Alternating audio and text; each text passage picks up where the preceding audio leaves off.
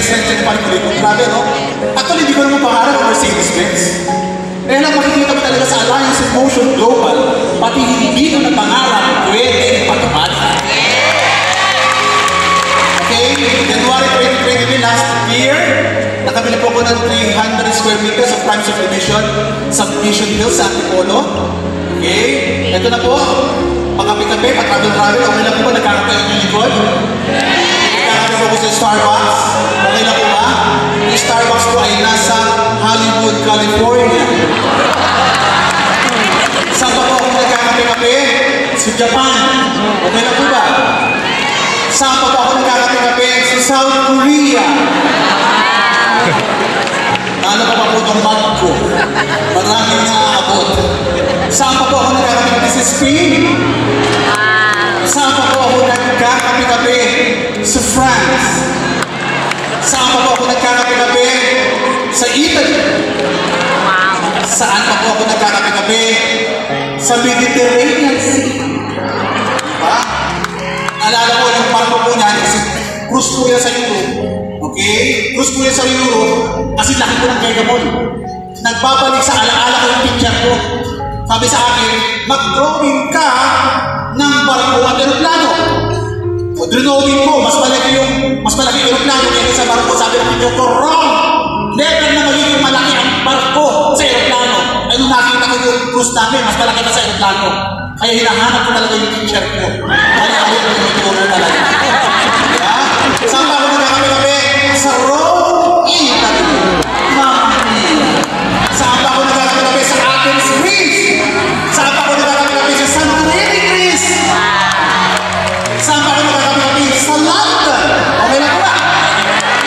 Alam niyo po kasi sa mga natutunan akong lesson, ang bawat trip is an educational trip. Ma-expose kayo sa first world. Doon kayo magkape, doon kayo mag-travel. Kasi pag nakikita mo yung mga mayayaman sa Europe, iba ang vibrations. Kung hindi nyo maka-afford na magkape sa abroad, magkape kayo sa mamahaling hotel. Mura lang. Ano ba yung 300 na kape versus yung coffee dyan? Iba ang vibrations na uobserbahan ng mayayaman, paano sila mag-dress, paano sila gumalaw, paano yung tonality ng voice nila, paano yung diction nila, marami na yung matutunan pag nagkape kayo sa mamahaling lugar o sa hotel. Saan pa kayo nagkakape-kape? Sa Scotland. Okay. Saan pa ako nagkakape-kape? Sa Las Vegas. Few weeks ago, nasa US po kami. Okay, Las Vegas. Saan pa ako nagkakape-kape? Sa Arizona. Okay po ba? Saan pa ako nagkakape-kape? Sa Hollywood.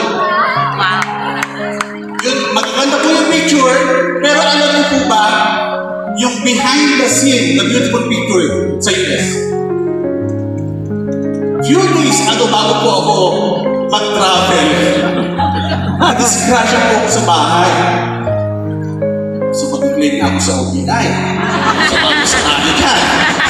Kasama ka sa state ni, ha? Few days ako, napakinig ako.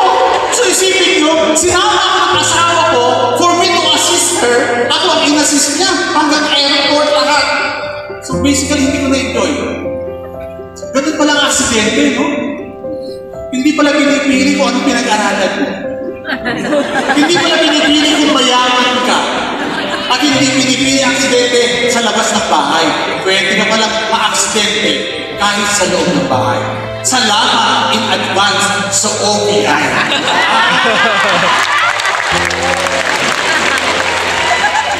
Ito po yung reason ko in 5 years. Kotse. Pero para sa akin, hindi material result eh. Yung personality development. Kailangan yung mag-negotiate sa buhay. Life is full of negotiation. Hindi siya take it or leave it. You have to give up something in order to gain something. At ito ang aking binigay para makuha mga resulta. Negosyo, at ito ang kinita ko. Tandaan niyo pag negosyo ang pinasok natin. Pag negosyo